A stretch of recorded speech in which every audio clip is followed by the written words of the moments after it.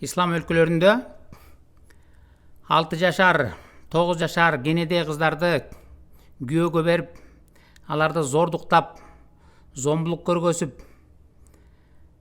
кааласа кетирген учурлардагы бул кадыресе көрүнүш. Балдардын үстүнөн ошондой зомбулук көргөзүлгөндөрдү ислам өлкөлөрүндөгү чет элдик уюмдар барып, видеого тартып, аны интернетке жайгаштырып, бул туура эмес, мунун арды токтоткула деген көп иш аракеттерди кылышат. Ал эми мусулмандар болсо, андай видеолорду көргөндө, көрүп алып, аны жокко чыгарып, исламда мындай жок деп каратып туруп таанышат. Азыр биз ошондой видеолордун бирине көңүл буруп, анан сөзүбүздү улантсак. Всем ассаламу алейкум, дорогие мои братья и сестры. В сети гуляет репортаж американского телеканала из афганской глуши. Там якобы 9-летнюю девочку по имени Парвина выдали замуж за взрослого мужчину за колым в размере $2000. Семья девочки решилась на такой поступок, так как имеет долги и не имеет средств к существованию. Дорогие друзья, не мусульмане, которые смотрят это видео, в исламе нет такого, чтобы маленькую девочку выдать замуж, которая не созрела еще. Поэтому я не знаю, почему вы так думаете, почему вы думаете, что мусульмане выдают маленьких девочек замуж. В исламе нет такого и не было никогда. В исламе выдают замуж, если девочка согласна и если она созрела. Ислам и не мусульмане – это не одно и то же. У мусульман есть новшества, но ислам идеален. Прошу вас, не оскорблять мусульман, и тем более религии ислам. Мусульмане поступают так, скорее всего. Так поступила мусульманская семья, но этого нет в исламе. Өзүңөр бул жерде көргөндөй, Афганистанда бир үй бүлө кенеде 9 жашар кызды карган абышкага $2000 сатты. Аны чет элдик уюмдар тартып алып, интернетке жайгаштырса, мусулмандар таанып атат. Жок, бул деген мындай болбойт. Эгерде болгусо дагы, ал бул ушундай мусулмандар ушуну кылды. Бирок ислам муну үйрөтпөйт деп. Бул видеону да сүйлөгөн адам же исламдын чыныгы жүзүн билбейт, же адаттарынча булар каратып туруп калп айтып атат. Мен булардын калпын азыр силердин көзүңөрчө далилдеп берейин. Моминтип кенеде кыздарды турмушка берип, аларды зордуктаганга ислам дини өзү үйрөтөт. Алгач биз Курандан баштасак. Курандын 65-сүрө 4-аятында, бул Талак сүрөсү, кантип аялдарды кетириш керек жөнүндө көрсөтмө берип атат. Ислам динине ылайык аялды кетирип атканда аял боюнда болуп кетпеш керек. Боюнда жок экендигине көз жетип, анан кетириш керек. Ошон үчүн мындай дейт. Этек кирден үмүт үзгөн, айызы карлык себептен токтогон аялдарыңардан шектенсеңер, анда идда күтүү мөөнөтү 3 ай дейт. Эгер аялын мусулман кетирип атса, талак берип, анын боюна жок экендигин аныктап анан кетириш керек да. Ал эми айызы токтоп калган болсо, же менструация келбей кала турган болсо, анын боюнда жок экенин аныкташ үчүн 3 ай күткүлө дейт. Аны идда деп коет. Идда мөөнөтү 3 ай күтүп туруп, анан кетирип ийгиле дейт. Ошондой эле, кара менен жазылып турган андан ары. Ал эми этеккир көрө электердин мөөнөтү да ушундай эле. Этеккир көрө элек деген ким? Десе, мына 6 деген цифрада аяттын астында түшүндүрмө берип атат. Жашы жете электер деп.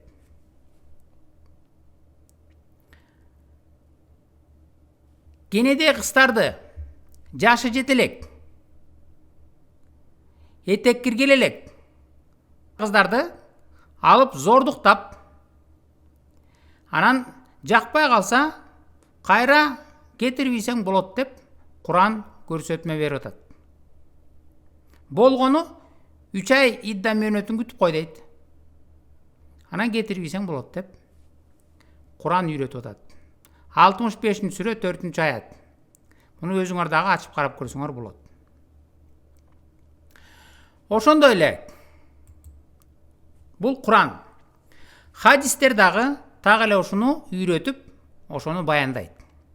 Анткени ислам дининин негиздөөчүсү болгон Мухаммед өзү так эле могул абышка кенеде кызды жетелеп бараткандай, Айша деген аялын 6 жашар кезинде үйүнөн алып кетип, 9 жашында ал кызды зордуктаган. Ал жөнүндө биз хадистен окуйбуз. Google'га кирип, энциклопедия хадисов деп жазсаңар, мына могул чыгат. Энциклопедия хадисов. Сахих Муслим китеби 14-22 деген хадисти ачсаңар, буну бу жерде баяндап берет. Айша кенедей 6 жашар кыз кезинде аны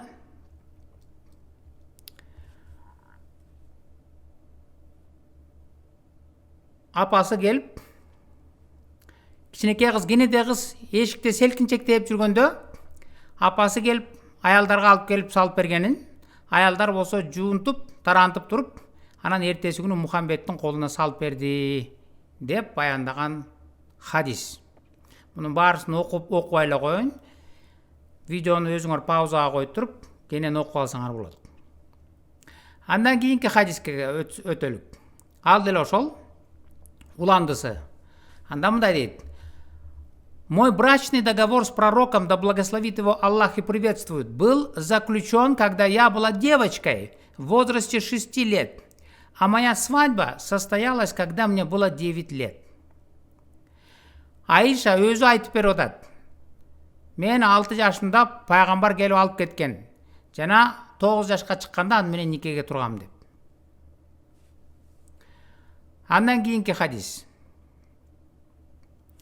Пророк, да благословит его Аллах и приветствует, заключил с ней брак, когда она была девочкой в возрасте 7 лет, и к нему отвели ее в качестве невесты, когда ей было 9 лет, и ее игрушки все еще были с ней, а он умер, когда ей было 18 лет. Айша кенедей 6-7 жашар кыз кезинде аны Мухаммед алып үйлөнгөн. Жана ал 9 жашка чыкканда аны менен никеге турган дейт. Жана анын, Айшанын кенедей кыз болгондуктан ал дагы эле оюнчук көтөрүп жүрчү дейт. Игрушки. Орусчасында бул жерде игрушки деп которуп турат. Англисчесинде куурчак дейт. Мына өзүңөр дагы ачып карап көрсөңөр болот. Бул мусулмандардын өздөрүнүн сайты. Google'га кирип туруп эле энциклопедия хадисов десеңер чыгат. Орусча туура эмес которуп койдуга деген күнөөм саноо болбош үчүн арабча, англисчесин дагы ачып берейин. Муну да ачып көрсөңөр болот. Мына sunna.com. Ал жерде биз окуган эле хадисти мына бул жерде арабчасы өзүңөр көрүп аткандай. Аны биягында англисчеси. Аны Google'га орусча которуп бер десеңер которуп берет. Мына Сахих Муслим 14-22. Ошол эле хадис. Орусчасында кайсыл номер менен турса, англисче, арабчасында деле ошол. А жерде да айтып атат. Мына Аиша, да будет доволен ею Аллах, сообщила, что посланник Аллаха женился на ней, когда ей было 7 лет. И он взял в свой дом, как невесту, когда ей было 9, и ее куклы были с ней. А когда он, святой пророк, умер, ей было 18 лет. Мына Айшаны алып, аны менен жатканда, зордуктаганда, кенеде кыз болчу, аны куурчак көтөрүп жүргөн кыз болчу. Бул жерде зордуктады деген сөздү колдонбой койсо эле, зордуктабаган болуп калбайт да. Анткени өзүңөр элестетип көргүлөчү. Куурчак көтөрүп жүргөн кенеде кыз менен 50дөн өткөн киши жыныстык катташында зордуктабагандан кандай болот? Мына хадистер өзү айтып атат.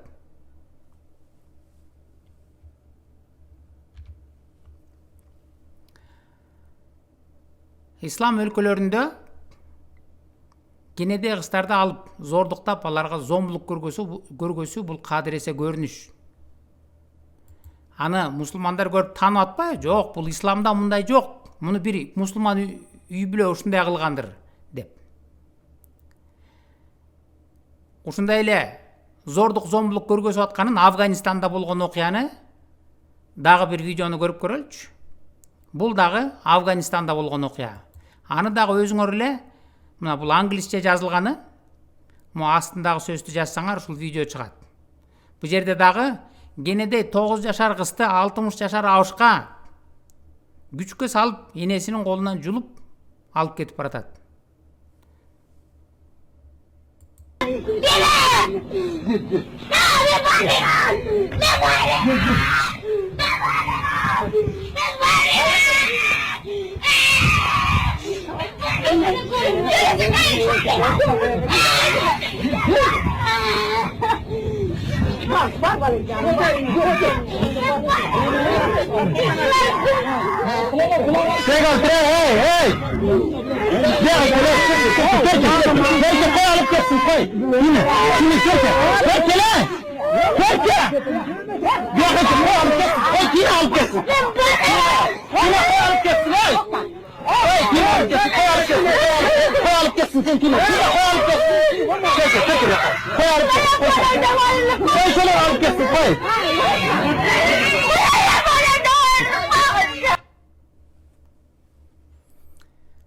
Өзүңөр бул жерде көргөндөй, кенеде 9 жашар кызды апасынын колунан чыркыратып жулуп алып кетти.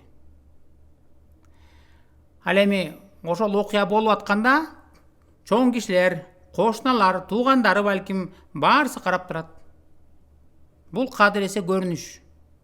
Ислам өлкөлөрүндө ислам кеңири тамырын жайган элдердин арасында. Бизде дагы казыр 6 жашар, 9 жашар кыздардан өйдө. Кенеде кыздарды исламдык окутууга ылайык хиджабка ороп чулгап, кебетесин так эле ушуларга окшоштура баштадыңар. Хиджабын үйрөндүңөр. Эми исламдын могул кир окутуусу аң сезимиңерге дагы сугарылып, дагы сиңип отурса, да бир нече жылдан кийин эми биягын үйрөнөсүңөр. Дагы эле ушулардай болуп, жанагы хиджаб салдырып койгон 6 жашар, 9 жашар кыздарыңарды ушинтип чыркыратып бергенге аң сезимиңер ошол деңгээлге түшөт. Анткени мен көргөзүп бергенде бул исламдын окутуусу, бул жаман адамдар кылып аткан жок, бул өздөрүнчө. Муну ислам ушуларына ушулдай деңгээлге түшүрүп таштады. Куранды көргөзүп бердим го мына. Дагы бир жолу ачып көрсөңөр болот. 65-сүрө 4-аятын карап көргүлө. Педофилияга үйрөткөнүн. Кетеккир керелек кенеде кыздарды алып, алмактоосун кайра кетирбесең болот деп үйрөтөт. Мухаммедтин көргөзгөн үлгүсү бул хадис. Айшаны кенеде кезинде алып, курчак көтөрүп жүргөн. Аны 9 жашында аны зордуктаган. Мухаммедтин үлгү көргөзүп кеткенин педофилия кылып. Ислам дини ушуга үйрөтөрүн муну дүйнө жүзү бүт билет. Аны YouTube'га кирип туруп, могул сөздү жазсаңар, "Былли Мухаммед педофилом" деп жазсаңар, Мухаммед чын эле педофил болду эле деп YouTube'дан. Мына YouTube'да жалаң ушул талкуу. Муну ислам дининин чыныгы жүзүн билген адамдар, хадиси, Куранны эмнени окутарын билген адамдар муну далилдеп айтып берет. Булар ислам деген бул педофилияны үйрөтөт. Мухаммед өзү педофил болчу деп. Мусулмандар болсо адатынча танат. Жок, андай эмес болчу деп. Ал эми англис тилинде издесеңер, мындан да көп табасыңар. Мына Мухаммедтин калтырып кеткен мусулмандарга үлгүсү, анан исламдын чыныгы жүзү.